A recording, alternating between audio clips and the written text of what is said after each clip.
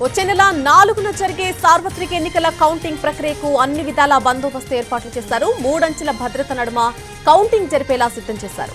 సమస్యాత్మక కౌంటింగ్ కేంద్రాల వద్ద భద్రత రెండింతలు ఏర్పాటు చేశారు. చివరి ఓటు కౌంటింగ్ జరిపి రిజల్ట్ ప్రకటించే వరకు కూడా కావాల్సిన అన్ని జాగ్రత్తలు తీసుకున్నారు అధికారులు. స్ట్రాంగ్ రూమ్ల వద్ద భద్రత, ఇతర ఏర్పాట్లపై మరింత సమాచారం మా ప్రతినిధి రావ్ అందిస్తారు.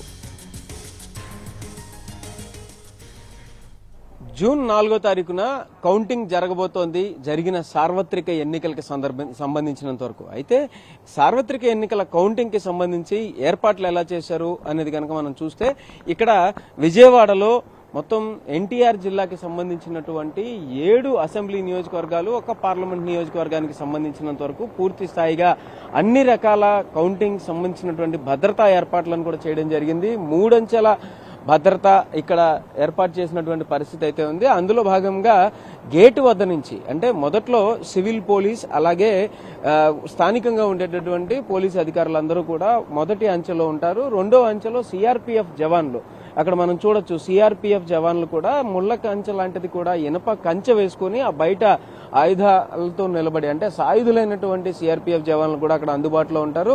ఎక్కడ చూసినా కూడా అంటే దాని నుంచి లోపలికి వెళ్లిన తర్వాత కనుక చూస్తే లోపల కౌంటింగ్ సంబంధించి ఏర్పాటు చేసినటువంటి అంటే కౌంటింగ్ కి సంబంధించిన రూమ్ లో చుట్టూ కూడా ఒక ఐరన్ ఫ్రేమ్ తో మొత్తం ఏర్పాటు చేయడం జరుగుతుంది. ఐరన్ ఫ్రేమ్ లోపల అంతా కూడా ఎక్కడికక్కడ ప్రతి కౌంటింగ్ పాయింట్ వద్ద కూడా 2 టేబుల్స్ అలాగే 4 చైర్లు వేసి కౌంటింగ్ కి సంబంధించి కూర్చోబడడం జరుగుతుంది. దానికి బయట వైపున ప్రతి పార్టీకి సంబంధించినటువంటి ఏజెంట్లు కూర్చోవడానికి కావాల్సిన ఏర్పాటు కూడా చేయడం జరుగుతుంది. బయట చైర్లు వేయడం, ఉన్నటువంటి ప్రధానమైనటువంటి ఆ 3-4 పార్టీలకు సంబంధించినటువంటి ఏజెంట్లు కూర్చోవడానికి కావాల్సిన ఏర్పాటు కూడా చేయడం జరుగుతుంది. అయితే దీనికి సంబంధించి ఏ చిన్న సమస్య కూడా తలెత్తకుండా ఉండేలాగా ఎప్పటికప్పుడు పోలీస్ పర్యవేక్షణ అంటే పోలీసులు కావచ్చు, అటు సిఆర్పీఎఫ్ కావచ్చు, ఇంకొక పక్కన మిగతా సాయుధ దళాలు కావచ్చు, వీళ్ళందరూ కూడా పూర్తి స్థాయిలో పర్యవేక్షణ జరుగుతూ ఉంటుంది. ఇంకొక పక్కన ఎక్కడైనా కూడా ఏ చిన్న ఇంపాక్ట్ లేకుండా అంటే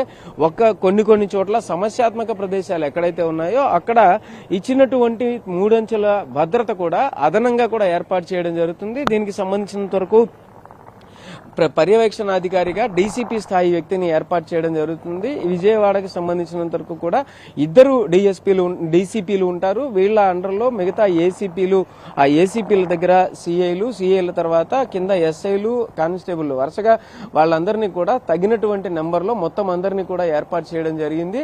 దీనికి సంబంధించి ఆ రోజు కౌంటింగ్ సమయంలో కూడా ఎటువంటి సమస్య తలెత్తకుండా ఏ పార్టీలు వాళ్ళైనా సరే వాళ్ళకి ఇచ్చినటువంటి ఐడి కార్డులు అలాగే వాళ్ళకి ఇచ్చినటువంటి పర్మిషన్ లెటర్లను ఆధారంగా చేసుకుని మాత్రమే కౌంటింగ్ సెంటర్ దగ్గరికి రావాల్సి ఉంటుంది. అలాగే మరే అధికారి అయినా సరే, చివరికి కలెక్టర్ స్థాయి అధికారి అయినా సరే ఖచ్చితంగా వచ్చి అక్కడ రిజిస్టర్ లో తన పేరు వద్ద తన సంతకం పెట్టి సెక్యూరిటీ కన్ఫర్మేషన్ చేసిన తర్వాతే కౌంటింగ్ సెంటర్ లోకి అలో చేయడం జరిగే విధంగా కూడా అన్ని ఏర్పాట్లు చేసినటువంటి పరిస్థితి ఉంది.